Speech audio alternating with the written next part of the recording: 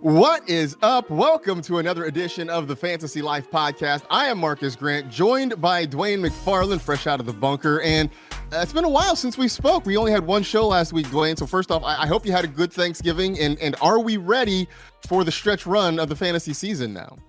Yeah, we're ready, man. It's the most crucial time of the year. Some say it's the most wonderful time of the year for fantasy players. Like every decision we're making is more magnified than ever. So, I mean, sometimes there's anxiety with that, right? There's anguish, there's gnashing of the teeth, there's hand wrenching, there's all these things that go. But when we get it right, it's even that much more glorious because we're moving on in the fantasy playoffs. So, yeah, man, like this is what we live for. This is why we've played the whole season. So I'm excited to dive in. Absolutely. This is going to be really interesting the next couple of weeks because teams are fighting for playoff spots in their fantasy leagues, and we're still navigating buys. I know there's not quite as many teams on a buy this week, just two, but there are teams that are off. So there are definitely a lot of decisions to be made. So we're going to help you the best as we can. Of course, we're going to go through the utilization report, which you can find as always at fantasylife.com. While you're over there, why don't you go bother signing up for the newsletter too? We'd certainly appreciate all of that. And we're going to start talking about some teams that maybe are checking out. Maybe they are planning ahead for 2023. Maybe they're just sort of shutting guys down. And we'll talk about what some of those teams might be and how maybe you want to approach any players you have from those rosters. But let's start with the injury fallout from week 12, because Dwayne, a lot of notable running backs went down with injury of various degrees, some potentially short-term, some look like they may be, for our purposes at least, fantasy season ending. But let's start with Najee Harris, who was injured on Monday night against the Indianapolis Colts. Now, could be short-term, could be long-term, at least as the time that we're putting this show together. We're not totally sure what his prognosis is, but we saw a lot of Jaylen Warren. We saw a lot of Benny Snell. I know, Dwayne, that Najee Harris has not been great this year, but this is still a big hole in people's lineups that now you're trying to scramble and fill in a week that's going to be very, very crucial for a lot of people. And how should folks kind of prioritize going about this? Yeah, for sure. And the latest that we have, so like if we go on Twitter, like Edwin Porras, who's an awesome, PT out there, he's got Najee Harris potentially out for 1 to 2 games, and that's based on averages since 2019. And really the only thing we know is they called it an abdomen injury. So we don't know. But like the other side of that could be if he actually has a hernia. And so Deepak Chana, I hope I'm saying that right, but you guys can check him out on Twitter at SportMD Analysis. Really awesome follow. He mentions that if that is the fact, like he could be out for the rest of the season. So we are definitely waiting to see what the Steelers are going to say about Najee Harris. But I think the big positive for me here, it's easily, in my opinion, Jaylen Warren. I know Benny Snell had, a nice workload last night. He came in after Najee got hurt and actually looked probably the best I've ever seen Benny Snell look, to be honest, Marcus. Benny Snell's not really, and no offense to Benny, but he's never really looked good when I've watched him. So to see him look good, that was a positive. But he's really been a below average back. Whereas Jaylen Warren, over the course of the season, he's already been really carving away, at that Najee role, taking over snaps from a guy that the Steelers drafted in the first round. You know how that is. That's not easy to do, especially on a Mike Tomlin team. Tomlin's historically stuck with one back. So to see a back come in that, doesn't have the draft capital as Najee and carve out that kind of role, I think that speaks to how well he was playing. And if you look at Jaylen Warren, although his opportunities have been very limited, he's only had 38 rushing attempts on the season. He was really working more in on the passing downs. But his missed tackles forced per attempt, 0.32. That is way above the NFL average of 0.16. His yards after contact, 3.55, well above the NFL average of 2.95. And then 21% of his carries have gone for 10-plus yards. The NFL average is 11.5%. So he's playing really well in the opportunities that he's had. I would expect it to probably be some sort of a split. Be interested in what your thoughts are. But I think you're probably looking at Jaylen Warren 50% plus of the carries and probably all of the passing down work. Now, he has his own hamstring injury that caused him to miss the game on Monday. So he's got to get well enough to be ready to play this next weekend. And that's really where this time frame on Najee comes into play, because if we hear that Jaylen's not practicing and we know that Najee's only going to be out 1 game, well, then maybe it is Benny Snell. But if it's going to be a longer-term injury, I would definitely lean to Jaylen Warren. And right now, as of this recording, 75% of the time he's available on Yahoo waivers. I would definitely lean toward Warren. I mean, it wasn't really that long ago in the midst of Najee Harris's struggles that you had a lot of people sort of advocating for Warren to get more opportunities. And I think he's sort of the lead guy there. And I go back to what you said too. Like, we've seen Benny Snell in the past, and he's been fine, I guess, in terms of just sort of filling in, but he's never been the kind of guy that you felt like was ready to sort of take over and really do a lot of things in the backfield. So I think that for me makes it Warren as the guy in the short term, especially if there's no Harris this week, which it doesn't look positive, going against Atlanta, I absolutely would try to get Jaylen Warren into some lineups if I possibly could. Over in San Francisco, a lot of the talk this week had been about Christian McCaffrey and the fact that his utilization has really shrunk in the past few weeks, ever since he came to San Francisco. But that also sort of overshadowed the fact that Elijah Mitchell suffered an injury. He's out 6 to 8 weeks, which sort of means he's done for our fantasy purposes at this point. I don't imagine him being back at any point for the fantasy playoffs or anything like that. So now, Dwayne, we're back to that old headache of which 49ers running back do we go after? I mean, Tyrion Davis-Price was a guy that people liked in the preseason. Jordan Mason saw some work this past week against the Saints once Mitchell went down. Tevin Coleman is still hanging around there. I go back to what my pal Adam Rank said, that Niners running backs are sort of like Pokemon. Like, if you get one, you got to catch them all. But obviously that's not going to work out for a lot of folks. How on earth do we sort of manage this backfield? Oh, I guess I didn't mention Christian McCaffrey is sort of day-to-day with knee issues as well. This, I don't know what to do here. I watch the 49ers, and I don't even know what to do with this backfield. Yeah, I think it's tough. It could go a number of ways. And it's also interesting, right? Because, like, if we look at it 2 weeks ago, like, was anybody, I mean, Tyrion Davis-Price was completely off of everyone's radar. And the thought process would be, well, he needs 2 injuries, like 2 injuries to have any sort of chance at having work. If one went down, maybe we would then pick him up as the handcuff to the lead guy. And in the same weekend, like you mentioned, Elijah Mitchell now out 6 to 8 weeks, gone for our fantasy purposes. And now Christian McCaffrey also managing a knee injury. I mean, look, coaches tell us this kind of stuff all the time. There's no guarantee that McCaffrey doesn't play. I'm not here to say that he won't, but I think there's a range of outcomes, right? One is that they just manage his workload during the week. He takes a full workload on game day. The other one is they manage the workload during the week, and he really remains limited in a limited role, like really what we've seen over the last few weeks, which hasn't really been what we want from CMC. Now, we'll take it. You're going to start CMC no matter what, but definitely hasn't been that elite utilization role.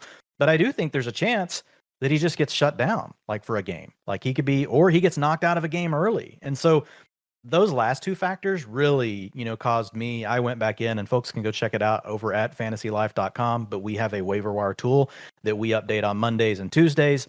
And this morning, we were talking in our chat, and we just had to move Tyrion Davis-Price way up. Like, Jaylen Warren obviously jumped to number 2 on our list this morning, and I want to say now, between me and Sam Wallace, I want to say Tyrion Davis-Price is now in the number 4 priority for the week, just because of that potential range of outcomes. Now, we can't guarantee it because, Adam Rank's right.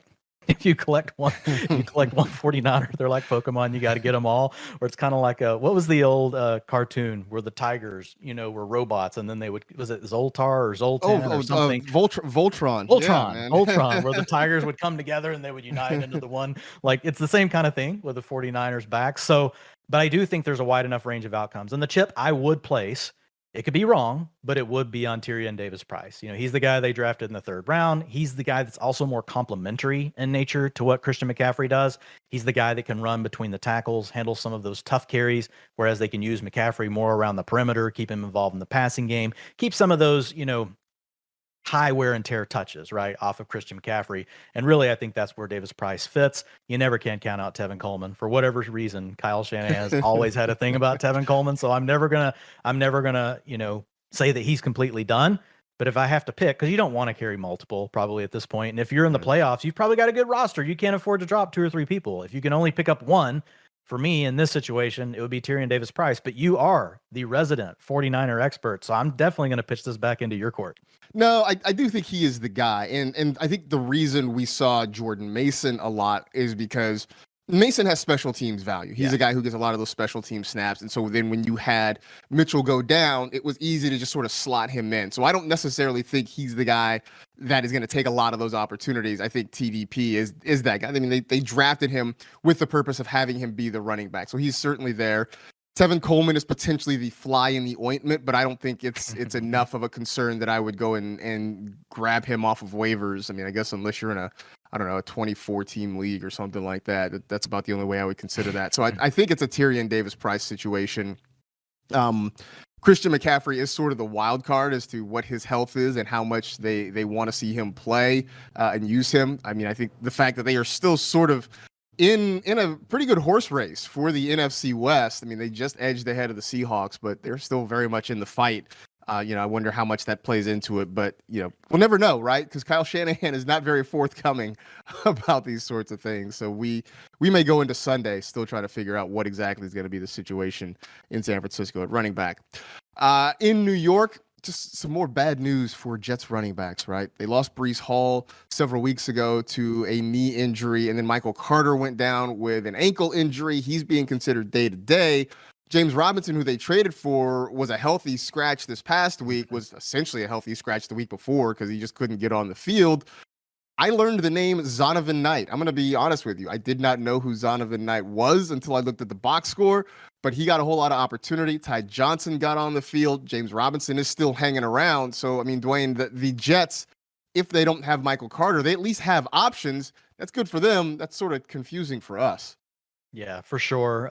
I didn't know anything about Zonovan Knight either, other than the fact that Matt Waldman had talked about him a lot in the offseason. So like Matt will a lot of times talk about these guys that I've never heard of, and he'll be the only one to talk about them. So I went back and read all of his stuff again after I saw that Zonovan Knight was going to start on Sunday with the James Robinson scratch.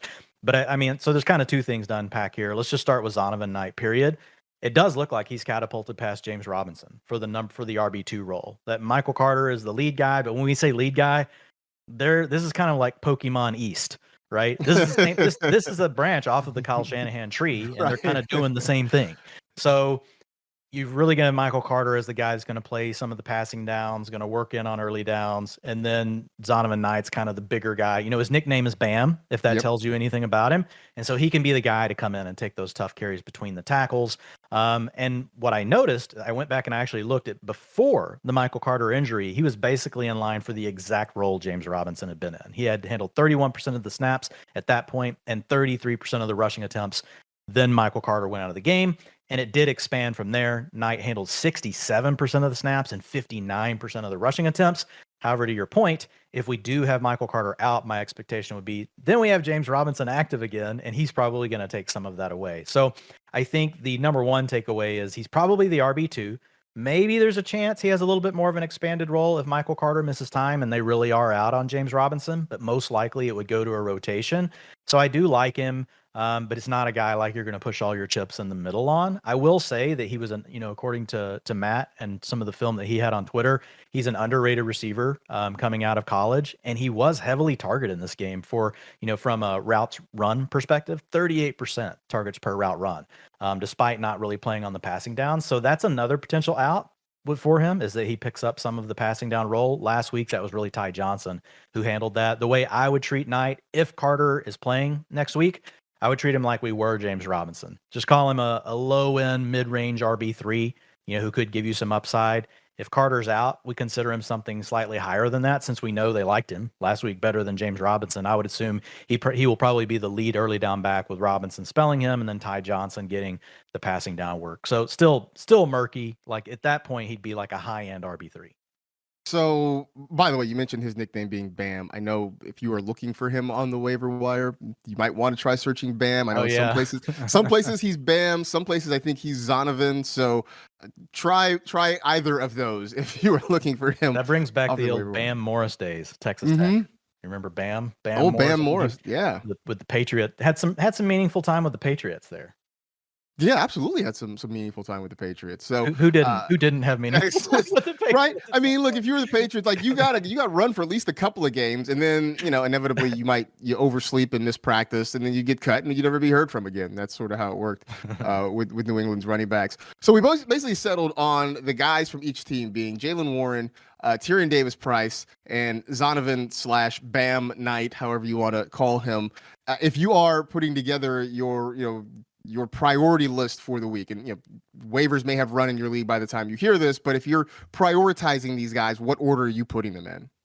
Yeah, I think that's the order we went in. Jalen Warren, Tyrion Davis-Price, Donovan Knight, although they will probably be gone in some leagues because you guys are now in the playoffs. There are less people vying for these players, right? And these guys are available almost everywhere. Jalen Warren, 85% as of today. Tyrion Davis-Price, 99% or 97% as of today. Donovan Knight, 99%. So even once waivers run, even though we're in the playoffs, like these guys are going to be there. So if for some reason you didn't get a chance at them and you've been really trying to consider, is it worth dropping someone else? Jalen Warren, like the way I look at him, I think he's a 75% fab guy if you're using fab. I think Tyrion Davis-Price, 40 to 50%. I think Zonovan's in that 10 to 20% range. What about you? Yeah, Donovan is definitely low on the list just because it seems like Carter is the most likely to be back and playing this week, at least playing a significant role. And I just don't love the Jets offense nearly as much. I might be willing to go slightly higher on Davis-Price, just because he looks like he's at least locked in as the number 2 in San Francisco at worst for the next few weeks, with Elijah Mitchell out for potentially the next couple of months. And if they decide to take it easy with McCaffrey or just sit him altogether, then that means those opportunities open up a little bit more. So I might be willing to prioritize Davis-Price slightly ahead of Warren. But I think both those guys, I think those are the top 2 guys, without a doubt, that you're looking at for running backs this week if you need help off the waiver wire. By the way, you can always catch the Fantasy Life podcast here on YouTube, but if you want to get your questions answered and actually talk about fantasy football with folks like my friend Dwayne, with Matthew Berry, then you need to come hang out with the Fantasy Life crew on AMP. It is the next evolution of audio content, and it is here. So you can be welcome to AMP, where people come together to create live, shared radio shows with music and content that they love, for absolutely free.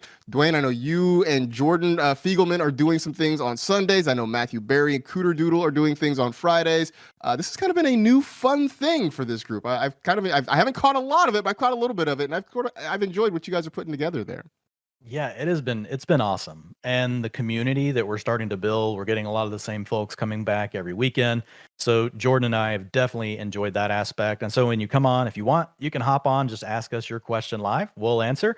And Jordan, his tagline is, we will make Dwayne answer every start sit question. So I'm kind of stuck. Jordan holds me there until we get all of your questions answered. We also have a chat feature. So you can, if you don't want to jump on and talk live, some people are shy, and that's fine. You can just put it in the chat and we go through everything that is in the chat as well. So absolutely been enjoying that. We do it like you just said, 11 a.m. Eastern every Sunday morning, and we go for right around an hour. All right. You are sort of like Justin Jefferson, rather. I saw him at the Pro Bowl, and after one of the practices, he signed literally every autograph that he could. I don't know. He may have missed the bus back to the hotel because he went completely down the line, actually almost went up into the stands to sign autographs for everybody that waited there after Pro Bowl practice. So basically, Jordan is turning you into Justin Jefferson, and you got to answer every fantasy question until if I can be the equivalent of Jordan Jefferson, I don't even think it's possible in fantasy football, because I mean, like he's already like on his way to, not quite GOAT status, but he's an elite, right? So yeah, I'll keep working. I'll try hard. I would love to be in the same stratosphere of any conversation as Justin Jefferson. Absolutely. So yeah, be sure to go check stuff out over on AMP. I know it is a growing platform altogether, seeing a lot of really good content pop up there, but go check out the Fantasy Life folks too. We certainly would appreciate you coming in and participating with us. Let's get further into the utilization report, which Dwayne always spends a ton of time on and gives us a whole lot of good things that we can learn from. Let's start at the quarterback, because that seems to be a good place to start. And Trevor Lawrence, 3 straight top 10 finishes. He's been averaging over 21 points per game in that stretch. It looks like he's starting to get comfortable, Dwayne. I mean, last year, I think you almost have to throw out last year, right? Because that's about as dysfunctional a season as anybody could have imagined for the Jaguars. So now this year he gets a new head coach, a new offensive scheme. And yeah, it's taken, a few weeks to get into it, but it looks like they're getting comfortable there. And he's got a great matchup this week against the Lions. This does feel like Trevor Lawrence starting to turn the corner and becoming the quarterback that we all thought he could be. Yeah, I mean, he's played really well over the last 3 games. So it's not just the fantasy points. we want to look a little bit beneath that. I mean, even if we just go with the counting stats, right? He's had 235, 259, 321 yards passing. He's had 6 passing touchdowns during that stretch, and he's been pretty active, Marcus, on the ground. He wasn't this last weekend, only 1 yard rushing, but in the 2 games before that, 53 yards and 26 yards. And this is a guy that we know that is definitely in his bag of tricks, right? We saw him do that at Clemson. They don't necessarily use him enough, in my opinion, on the design rushing attempts, but he's still above the league average. 9% of the Jaguars' design rushing attempts go to Trevor Lawrence. But I will say they like to use him a lot where it really matters, which is down inside like the 1 and 2 yard line. We've seen Trevor Lawrence get some sneak touchdowns there. I know Travis Etienne managers, it's been painful because some of those we were hoping would go to Etienne and they go to Lawrence. But all of those things really stack up for him. And like if you go over to PFF, you look at his adjusted completion percentages. So this excludes things drop, if the receiver dropped it, if it's a spike, if it's a throwaway, none of those things go into this number. But 93%, 86%, and 83% adjusted completion percentages over the last 3 games. That's the definition of feeling it. Like the dude is really feeling it right now. So when you put it all together, the accuracy's been there. He can scramble. And the other thing I've really noticed, Marcus, like just starting to get everyone involved. Christian Kirk's been a constant for the most part. But like this last week, seeing Zay Jones just blow up. Really, Zay Jones has blown up over the last 2 weeks. Then we had a little stretch before that where Evan Ingram was involved. Occasionally you see Marvin Jones pops up. Yeah, he's a veteran, but he's a guy you can use in the red zone. He caught a touchdown this last week. So I don't think we look at that receiving core and think that any one of them by themselves is an absolute superstar. Christian Kirk's been really good. But when you put them all together and you have a quarterback playing the way that, you have Trevor Lawrence playing, I do think that this is an offense that could be starting to come into their own. And then you just really mentioned it. The other big thing is they're going to be playing the Lions this week. And so when you look at the Lions, and look, folks, you guys can go check this stuff out over at fantasylife.com. We've got all sorts of cool tools. But if you go to the Game Hub, it's my new favorite thing because when you go to it, you can look at any matchup you want and everything is there. So I was just about to tell you about the defensive points per position. What we call the DVP, defense versus position. And it actually will show you immediately that the Lions are the worst in the league, giving up 23.8 points per game to opposing fantasy quarterbacks. But it's not just fantasy stuff. We've got all the stats around the matchup. You've got everything around betting. We've got our picks in there. We've got the promos to Underdog, to BetMGM, the game previews, projections. All of our projections are in there. So it's really cool because you have one place where you get this immersive experience around the game. And you can do that across all of the games. And guess what? It's completely free. So no excuse to not go check it out.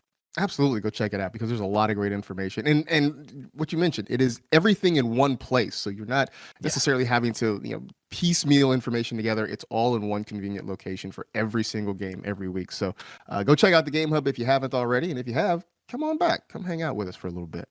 Over to running back, Cordarrelle Patterson has, very, I don't know if quietly, I don't know how to describe his season, but he has been very consistent. In when he's been healthy and in good matchups, he's been very productive. Obviously, he made history in terms of his ability as a kick returner this recently, about a couple weeks ago.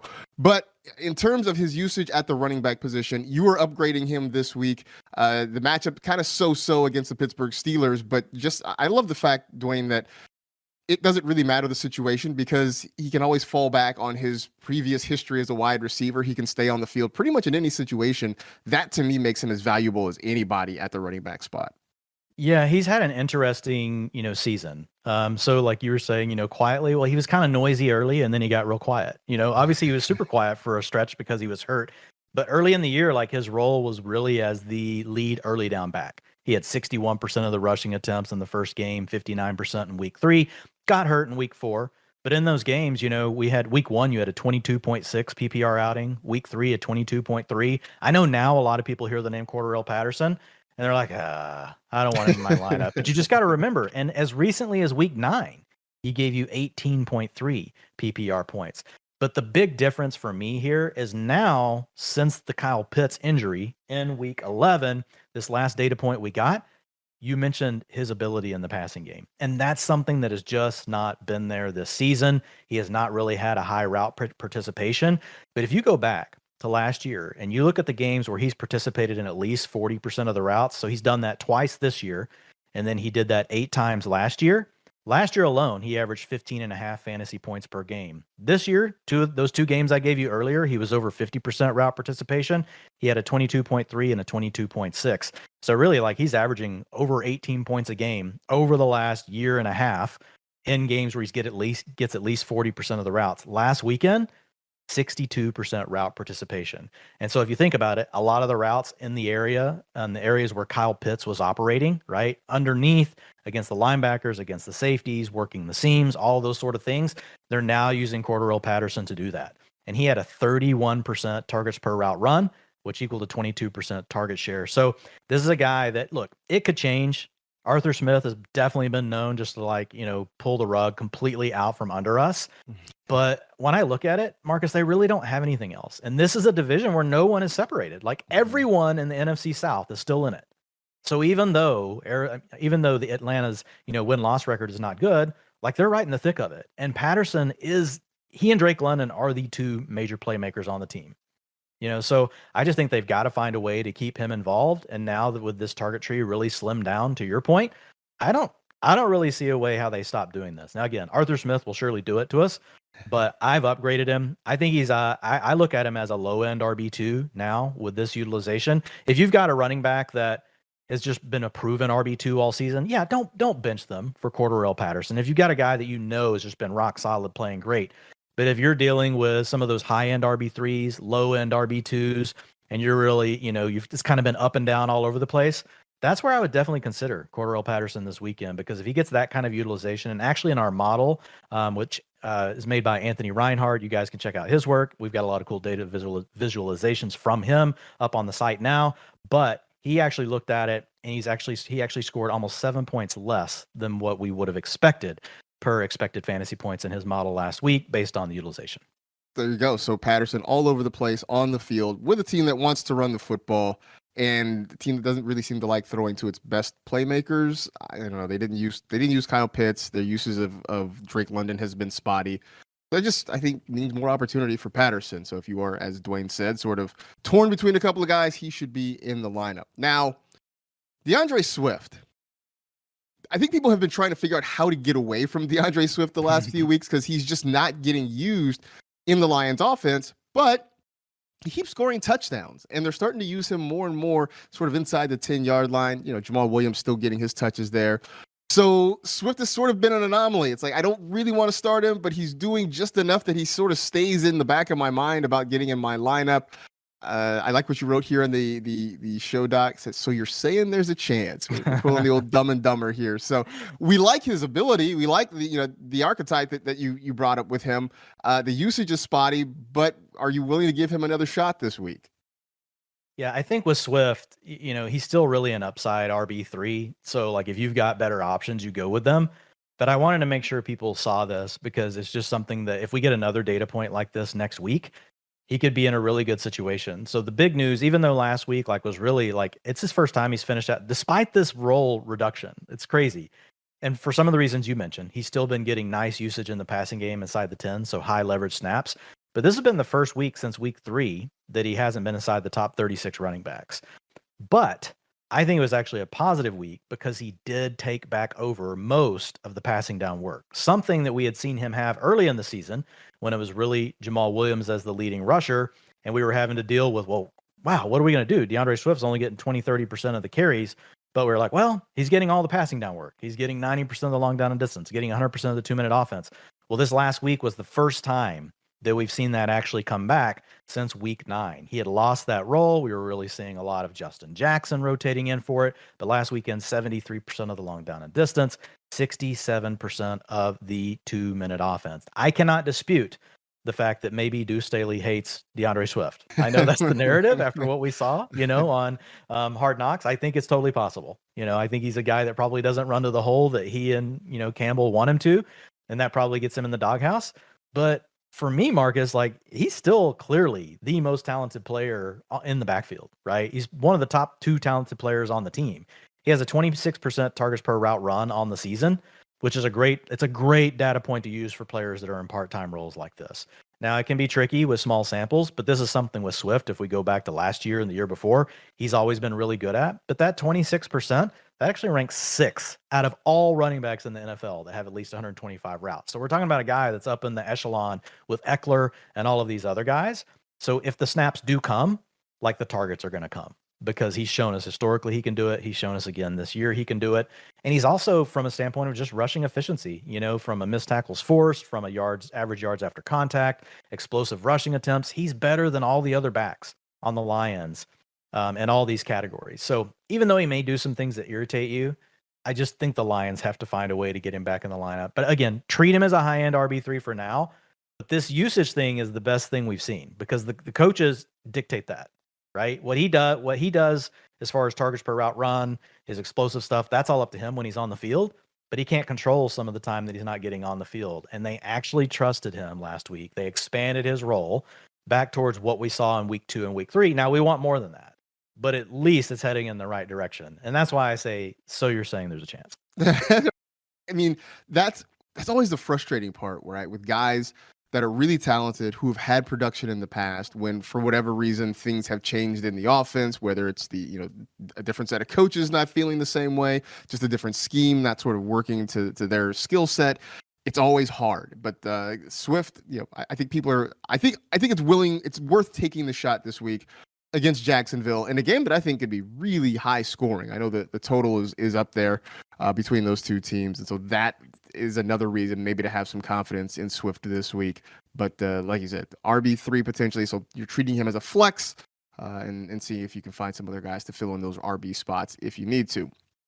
Damien Pierce, it's only been 2 weeks. It feels like it's been a lot longer, Dwayne, that it's all kind of come apart for him. It feels like it's been way too long, but I was actually looking at it today. It really has only been the last 2 weeks. And part of that has been because it seems like the Texans are pretty much trailing at the national anthem. And so it's completely thrown off their game plan and their game script. You've downgraded him. I'm sort of going with the silver lining of they're facing the Browns, and the Browns have been terrible as a run defense. But there are a lot of concerning signs about what has happened with Damien Pierce the last few weeks. So maybe there is reason beyond just these 2 games to be concerned about him. Yeah, and to be clear, so the downgrades and upgrades, they're really rest of the season outlooks. If you look at just this next week with the Browns, it could potentially be a good thing. But you really hit the nail on the head already, and that's the fact that Houston, they've trailed by 4+ points on 95%. 96% and 88% of their plays over the last 3 games. So you nearly had it exactly right. Like, basically at the anthem, they are trailing by 4+ points, which puts the offense in a tough spot. Now, they've done that all season, but it hasn't gotten so out of hand. Now what's happening is they're getting way behind. It's not just the 4 points. It's like the 4 points is just the beginning. It's the tip of the iceberg. Whereas before they were able to kind of stay in it. And the challenging part, there's 2 things going on right now with Damien Pierce. We had seen in weeks 8, 9, and 10, he was starting to carve out that passing down role, and nobody really knew that was happening. Over the last 2 weeks, he's given that back up. Dare Ogunbowale has taken that over, so that's a factor. The trailing scripts also, by them losing by so much, what we saw this last weekend for the first time all season, they actually just reduced his role in the second half. It was almost like the Texans were saying, look, this is out of hand. We just don't want to get him hurt. And so he actually split a lot of the rushing workload as well in the second half with Ogunbowale. So those are 2 outs that you need. If you're going to be on a bad team that's going to trail a lot, you need to know that the team's going to be willing to stick with them and put them on the field and passing down so that they can make up points that way. And then number 2, you got to know that at the end of the game, even though they may be getting blown out, they can at least be on the field to have a chance to score a touchdown or something. And both of those things are gone now. It looks like they're going to be willing to really lighten his load if they're getting blown out, and he's not going to be out there for passing down. So it's just really tough. He moves down into low-end RB2 territory for me now. I think that Pierce is still a really good player. And he could still have a really big game against the Browns if they can keep things in there, if they can hang in there and keep things close. That could still work out for him. But overall, just the 2 things together that are happening to Pierce right now, there's just no way to keep him at that high-end RB2 range. I mean, talk about a roller coaster, right? Going from preseason sort of late round darling to early part of the year feeling like he was going to be either, kind of a value pick, maybe depending on your league, maybe even a waiver wire stash, waiver wire darling, to now it's he's almost, I won't say unusable, but it really is hard to get him in your lineup with the way things are going with the Houston Texans. In Las Vegas, Josh Jacobs had a game. I mean, I believe the stat I heard was that in the history of the Raiders franchise, he is I don't know if he's the first player to have a 300-yard game or he has the most yards in a single game in Raiders history. Either way, you're talking about one of the historic franchises that have had a ton of great players come through, and Josh Jacobs doing historic things, but he's hurt and wasn't practicing earlier in the week. We'll see what happens if he's able to go coming up this week for the Raiders. But he's got the Chargers, too, which is a really good matchup. So now, does this mean it's Zamir White time? We were sort of thinking at the beginning of the season, Zamir White was a guy to keep an eye on. That didn't manifest itself. But now are we at least paying attention to Zamir White just in case Jacobs can't go? Well, I think if you have Josh Jacobs, you absolutely should have Zamir White. And if you have Josh Jacobs, like my guess is you're in the playoffs on Josh Jacobs alone. Because you got him in the 6th or 7th round of your draft and he's been a top 3 running back. And not to mention in the week when you needed him the most, he absolutely exploded. So you're probably in the playoffs. You've got a late window game against the Chargers. You definitely don't want to let your opponent go nab Zamir White. So it could be tough because you're having to decide who to drop, right? If you've got another option that plays in the late window that you're fine plugging in for Josh Jacobs, then you may not need to worry about it. But if anywhere I have Jacobs, I'm trying to get Zamir White on my roster. So whether or not he plays this weekend, we don't know. But I mean, he could re-injure his calf in the first quarter. And then all of a sudden next week, we're looking at Josh Jacobs being shut down for a week or two. I mean, the Raiders are not winning right now. Like, they're out of it. So now Jacobs is a free agent. So, I mean, we'll see what happens with that. I mean, they may not care. They may just want to ride him into the ground. But I think adding Zamir White is the safe thing. And if you don't have Josh Jacobs and you're playing the opponent that does have Josh Jacobs, you too should also be really thinking about picking up Zamir White and blocking your opponent, especially if you look at their roster and you're like, they don't really have anyone else in that late window, and they're going to have to wait on Josh Jacobs. And if you're in the third bucket where you're neither one of those, I think he's worth an add just because if the Raiders continue losing, he's a guy they've got a draft pick in, Marcus. If they decide to shut Jacobs down, I could see him easily being the guy they want to get a look at. And they've shown us they're willing to run the ball. He's also the best, archetype fit to take over the work that Jacobs is going to leave behind. Do we think he'll get all of it? Probably not. Like Amir Abdullah is going to get a little work. You'll probably see Brandon Bolden get some more work. They'll probably add somebody else or bring somebody up from the practice squad we've never heard of that'll get a little bit of work. But I would expect Zamir White to probably get somewhere between 60 and 70% of the rushing attempts. And that's really where most of Josh Jacobs' value has come from. Now it's because he's played great, right? It doesn't just automatically mean, you hand the ball and the next guy gets as many points as Josh Jacobs. But their offensive line has played well. So I think there's some opportunity there. So yeah, I think that Zamir White is a name that most people won't think about. He's available everywhere, right? Yeah. So he's an easy pickup. Absolutely an easy pickup. So yeah, this is also the time of year when it is important to start sort of getting those insurance policies for your key players, especially your running backs. If you can find somebody out there and you have the spot, it is worth holding on to them as you get into the postseason. Over to wide receiver, the switch to Mike White did a lot of people a lot of good, it seems, in New York. I mean, the Jets looked great offensively against the Bears. Elijah Moore actually became, fun to watch again. But Garrett Wilson, I mean, we already knew that he was the wide receiver one there in New York. And now at least, look, I know it's only 1 week, but it looks like he's got a quarterback who can get him the ball and let him work. So now I know you've got him as an upgrade. You're talking about he's getting into, I don't want to say he's elite yet, right? Like we're not putting him up there with the Justin Jeffersons, the healthy Cooper Kupps of the world, but he really is starting to carve out a really solid name and reputation for himself, both in regular football and in fantasy football right now. Yeah, absolutely. And for anybody that's been listening to us all season, you'll know we've had this conversation a few times. You don't need an elite quarterback or even a good quarterback to score a lot of fantasy points as a wide receiver. The main rule in all the research that I've looked at is you just have to avoid atrocious. You can't have Baker Mayfield. You can't have Zach Wilson. There are 1 or 2 quarterbacks usually every year that that qualify. This year we'll probably have 3 or 4 that qualify for that description. It's been kind of a unique year. But it does look like Mike White, not just looking at this year, but if we go back to last year and look at the games that he played in, obviously he had some really big boom games and then cooled off, but I think there's enough there. And if he doesn't play well, as long as the Jets stay competitive, it could easily be Joe Flacco that would be up next if they're going to try to keep winning instead of Zach Wilson. You've just got to avoid Zach Wilson.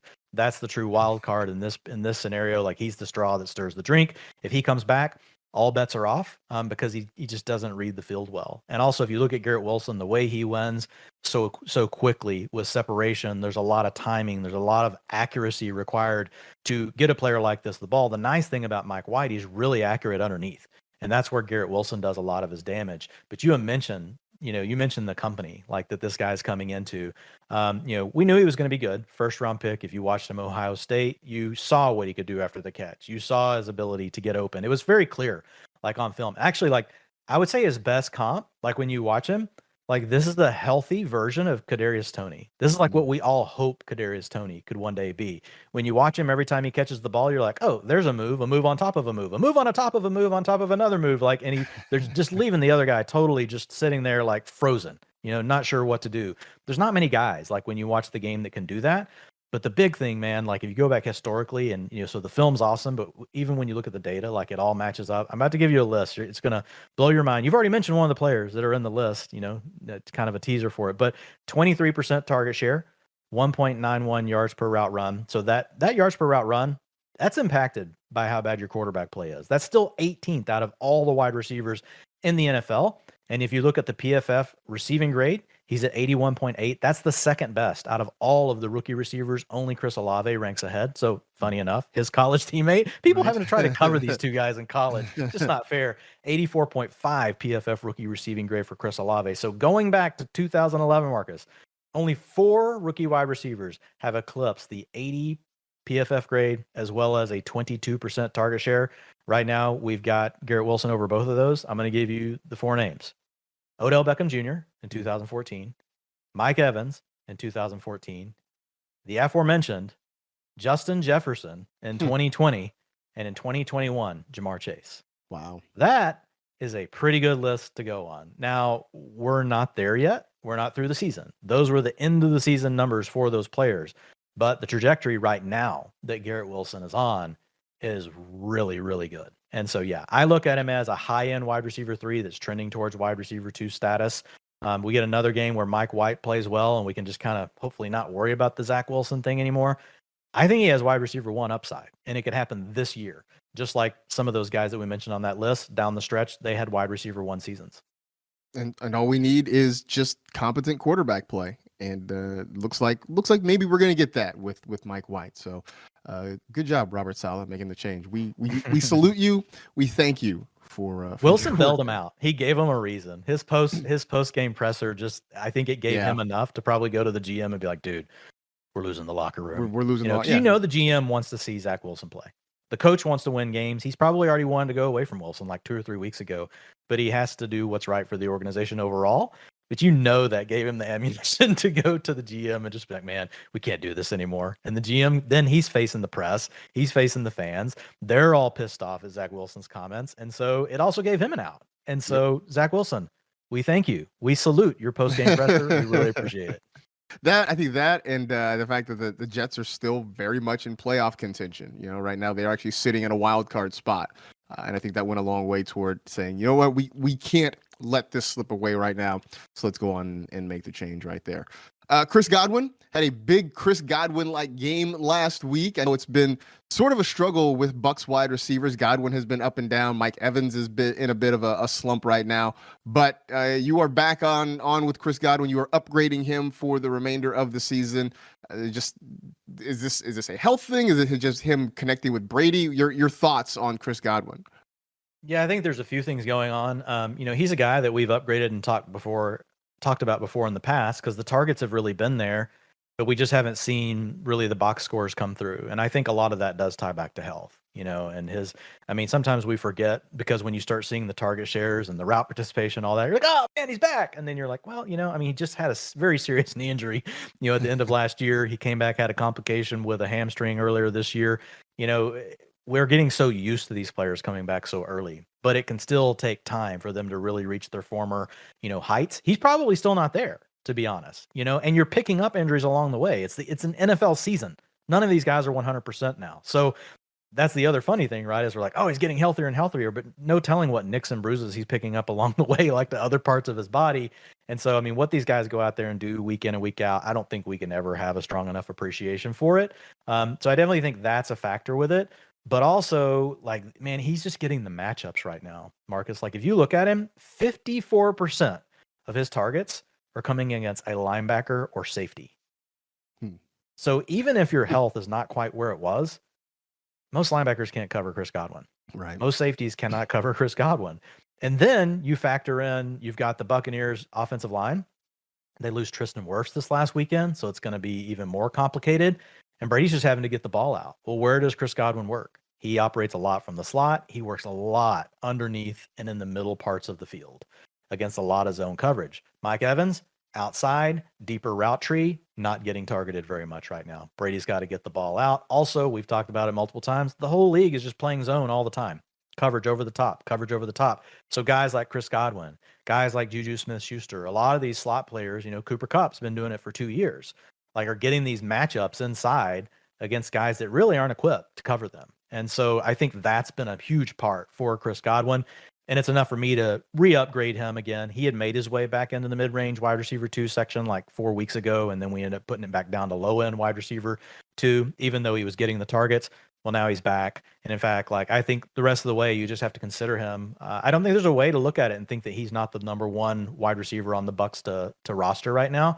It doesn't mean that Mike Evans can't come through. There's just so many factors. Mike Evans is a great player, so talent always has outs. And he was close to having a better game last weekend. There were some just misses to Mike Evans that would have made his box score a lot better. And he still had good targets.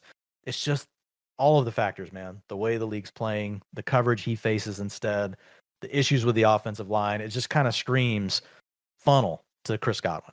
Yeah, and even looking at the Bucs schedule the rest of the way, I mean, they've got some tough games. They got, they got the 49ers. They got the Saints this week, which, New Orleans put up a pretty good fight against the 49ers last week. Not a bad playoff schedule, though, with the Cardinals and the Panthers. So maybe there is a chance for both Evans and Godwin to really have some blow-up games when you need them most if you make it that far into the playoffs. Chase Claypool gets an upgrade. Obviously, Dwayne, this has to do with Darnell Mooney, the injury that keeps him out for the rest of the year. I know the Bears passing game doesn't necessarily do a lot to excite us, but Claypool took the majority of those snaps on Sunday after Mooney's injury, and he just sort of looks like the next man up there for Chicago, if anything else. Yeah, interestingly enough, like it was still kind of muddled after Darnell Mooney left, but it was a season high, 75% route participation for Claypool. I do fully expect him to become the number 1 on the team, though, Marcus. And again, it goes back to really talent pedigree. This guy is a former second-round pick. He's already had a breakout season his rookie year. Last year, it was a down year, but it was still a solid year compared to a lot of his peers. And then really over these last 4 games with the Bears, he's had nice targets per route run. So even though he hasn't been out there as much, he's been demanding targets when he's on the field. He's at a 38%, a 29%, a 12%, not so good, but then a 24% last week. We've not seen anyone else on the Bears outside of Darnell Mooney and a little bit of Cole Kmet be able to demand any targets. Now, it's still a run-heavy offense. It's going to be quarterback challenge. We don't know if Justin Fields is going to be back. So I think that there's just, there's a lot of questions still here. But if I had to pick a lead for the rest of the way for the Bears, it would be Chase Claypool. I think you treat him like an upside wide receiver 4, but he's one of those kind of guys that can still come through like with a big game for you. Darnell Mooney was getting a lot of targets, doing a lot of nice things. When you look at Claypool, like he's a little bit more diverse though, right? People for some reason think he's slow. Like the dude ran a sub 4.4 and, he's huge. Like, so he has speed, he may not run away from people. Like his speed on tape is probably not as fast as like, his time speed, but he can still get behind people. He can win contested catches. And I know he struggled in that area as well, but he's a guy you can use in the red zone. So, and they move him around. They put him in the slot. Like he's a versatile player. And so I think he has a few more outs than what we saw with Mooney, who was the lead guy, just because he has a little bit more of a limited skill set. And that's not to say Mooney was bad. Mooney was demanding targets. It was just a tough offense to generate any kind of fantasy points. So Claypool will have a similar kind of challenge, but there is some upside there for him. And Chase Claypool is a top 3 wide receiver in the league. Just ask him; he'll tell you. Hey, you got it, man. You got to have that swag. You got to have that confidence if you're going to be a receiver. If you don't believe in yourself, how can you expect somebody else to? So I'm not mad at it. A couple of tight ends to get to. David Njoku has slowly been working his way back. That first week back from injury, Harrison Bryant still got a lot of the snaps. This past week, it went back to Njoku just dominating those tight end snaps. Now he's getting a quarterback upgrade as well, going from Jacoby Brissett to Deshaun Watson. I mean, this just feels like an easy opportunity for folks. Maybe he's out there. Maybe people dropped him because they got impatient waiting. But if not, even if you have him on your roster, it just feels like you can be a little bit more confident starting David Njoku just because he's going to be back to getting a whole lot of opportunities going forward. Yeah, and that's really all I have on this one. I just want to make sure people knew that because they're facing this decision, to your point, they may be in the playoffs and they're trying to decide, Njoku or somebody else. And so he had a 76% route participation this week. The week before, Harrison Bryant was still in the lead. That was Njoku's first game back from the high ankle sprain. So all indications are that he's fully healthy. Now it will be interesting. What are your thoughts? Like, just side note real quick, Jacoby Brissett's played really well. And so I'm kind of torn. Like, I know overall Deshaun Watson can score more fantasy points, than, Jacoby Brissett. But I wonder, like, does he truly right away bring the offense up? Because Brissett, I know he wasn't throwing for 400 yards or anything, but he was playing really well. He had the timing down, obviously, really with Amari Cooper having a career year. David Njoku, and he had this vibe going. I know Watson's been able to practice with the team the last couple of weeks, but as much as I think it like raises the ceiling for the Browns offense, like we're also making an assumption like that Watson jumps right in, is in a groove. Like there also, I think, is a downside, with Watson that I hadn't really started thinking about until, I started thinking about rankings earlier today, because we're going to have to rank Watson this week and we're going to have to rank all of his weapons. What are your thoughts on that?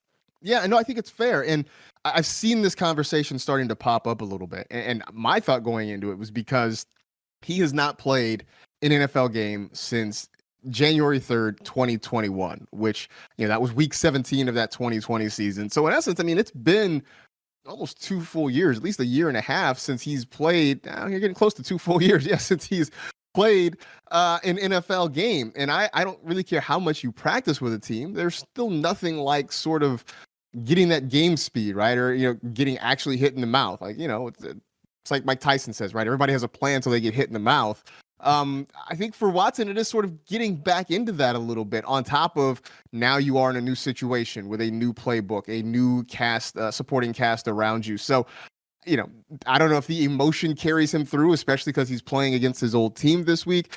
I think for anybody who goes to pick up Watson, I would be sort of hesitant before I just threw him back in a lineup this week. I just don't know what to expect. As for Brissett, I think what I liked about him was knowing that he was pretty much funneling the ball to just a couple of guys. You mentioned Amari Cooper having a great year. David Njoku was getting a lot of targets.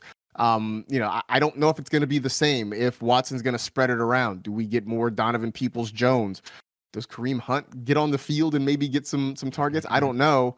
There are a lot more unknowns, whereas we had settled into a nice rhythm for 12 weeks with Jacoby Brissett. And now we're going to have to sort of reevaluate because, as you say, that it's all about data points. We have no data points with Deshaun Watson in this offense, and that is going to be a learning curve, I think, for a lot of us at a time when you just kind of want to know what's going on. So that's my thoughts there on Deshaun Watson. Last one, Jelani Woods, who had a really nice game on Monday night against the Steelers. Are we doing this? Are we buying into Jelani Woods now? Man, I don't know that you can buy into it. That's why on the show sheet I just put, what I will say, it was a really good first data point for him to come out and demand a 28% target share, 71% route participation. Now, you had Kylen Granson out due to an illness. So the Colts historically have loved to use a rotation at tight end. However, we no longer have Frank Reich. So is there a chance that Jelani Woods played well enough in this game to suddenly now be the guy that gets to lead this rotation? And maybe we don't see Granson and we don't see Mo Alley Cox as much. I would say the positive is, Mo Alley Cox, is a guy that they signed for a decent amount of money in the offseason. And, he dominated over him for playing time. 70% to Alley Cox was out there for less than 30% of the routes. So they clearly went to him. I don't know what will happen, though. When Kylen Granson will probably be back this next week. So I think it would be hard to trust. Jelani Woods is more of a stash play, or if you play in a really deep league, I think he's a guy that then you can pick him up. If you're playing in Dynasty, like it's a great positive, first step. I mean, all we can do is go with the one data point we have, and he was the second tight end, surprisingly to a lot of people. He was the second tight end drafted after we saw Trey McBride go off the board. Yeah, so we'll see if that factors in. I missed the days of Jack Doyle when we were just looking at the Colts tight ends. Like, all right, Jack Doyle, you're the guy. Now it's like a roulette wheel of tight ends there in Indianapolis. Who knows? Anyway, there's plenty more about the utilization report that we couldn't even get into here in this show. So you are asked, begged, implored to go to fantasylife.com, dive into it in more depth, and get smarter about how to set some lineups as we get to the weekend. Last thing before we go, we're at a point of the season where teams are sort of starting to check out a little bit. Now, they'll never tell you that because everybody believes in competitive balance, and there are professionals out there who are going to play this thing out to the end, but look, you got teams that know that the playoffs are a pipe dream if they're not already mathematically eliminated. I mean, the Bears are 3-9, the Broncos 3-8, the Rams 3-8, the Texans 1-9-1. When we get to this point of the season, Dwayne, do you worry about teams shutting players down? And is there anything we can actually do to sort of mitigate that, avoid it, work around it? How do you handle these sorts of situations at this point in the year? Yeah, for sure. It depends on the lineup, and you never can be for sure. Like if it's a younger team, like take for example the Steelers. They're 4-7, but they've got a rookie quarterback, Kenny Pickett. You've got a rookie wide receiver, George Pickens. You've got, Deontay Johnson's made his money. Pat Fryermuth's still a young player. And then you look at the coach, Mike Tomlin. Like he doesn't want to lose. And they want to see what they have. So even if they lose the rest of their games, I don't worry about anyone getting benched. Now you flip over to the Raiders, you flip to the Cardinals, they're 4-7, 4-8. There's a lot of vets on those teams, Marcus, without a lot to prove and a lot to lose. Like you do not want Devontae Adams getting hurt in week 15. You know what? You don't want, if you're Josh Jacobs and you're trying to go into free agency and get the bag because you just performed like crazy, you don't want to be on the field late in the season if there's absolutely nothing to play for. Like what else does Josh Jacobs have to prove? Him doing this again for another 3 or 4 weeks. Now I know fantasy managers everywhere hate hearing this, and I get it. Like if you don't want to hear this, but that's how I process it.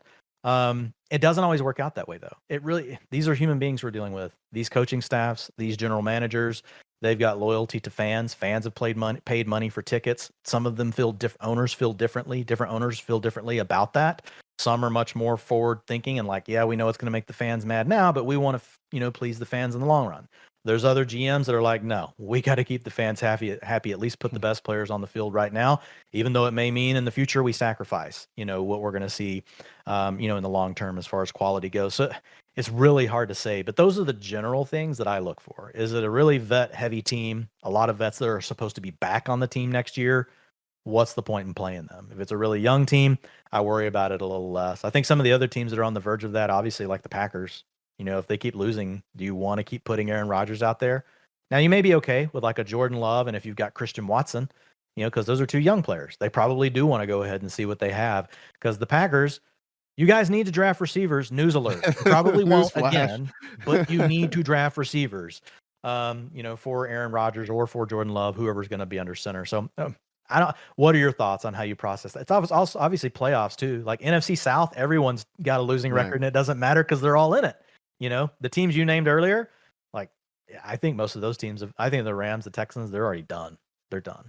Right. The Rams are done. And I think the Rams are sort of solving the problem for us, right? Because a lot of these guys are hurt and already sort of off the field. And so it gets easy. If you're the Rams, it's easy to not bring back Cooper Kupp, right? I know Aaron Donald said, and I know we're not necessarily starting Aaron Donald unless you're in an IDP league, but he's banged up, right? It's easy to just say, you know what? You might as well just shut it down for the year. Allen Robinson just went on injured reserve on Tuesday as well.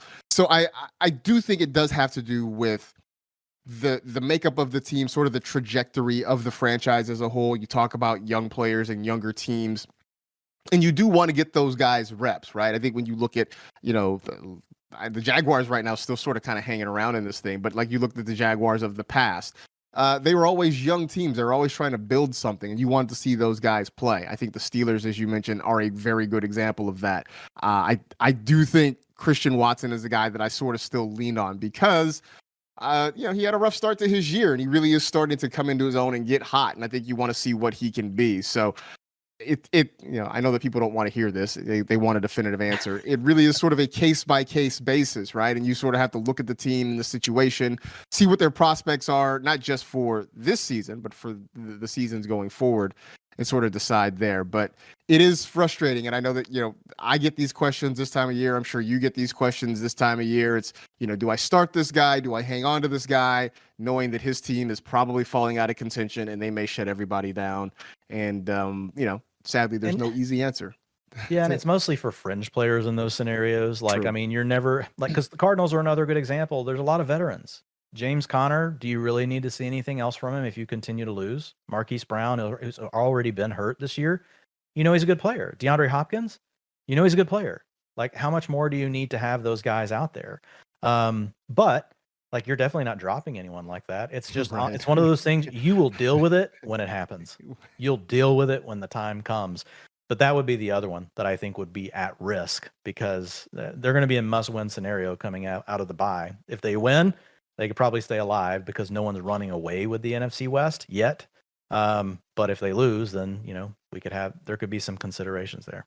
Well, and I always say, look, unless and until the team itself says, hey, we're shutting this player down, then, operate under the assumption that they're going to be playing. And that's probably the best way to handle it going forward. So one thing is for sure, we are not shutting it down. Well, we are for the day, but not for the rest of the season because we still got plenty more to do. We have another show again later on this week. But before we go, let me just remind you all, head over to fantasylife.com. Go check out the Game Hub with plenty of great information. Go check out the utilization report. Go check out, not on the rankings, but you can check out the rankings a little bit later in the week when they are up and running over there as well. And if you haven't already, go check out some of the other content too that's going on AMP, whether it is Dwayne and Jordan on Sundays, whether it's Matthew and Cooter Doodle on Thursdays. Just be part of the whole group. Join our Discord. I'm running out of things to tell you to do, but we have it's a whole fantasy life. Weird how they came up with that name. Come check us out, and we would certainly appreciate it. We appreciate you listening to this edition of the Fantasy Life podcast as well. For Dwayne, I am Marcus. We appreciate you hanging out with us. Be safe, and we'll talk to you later in the week.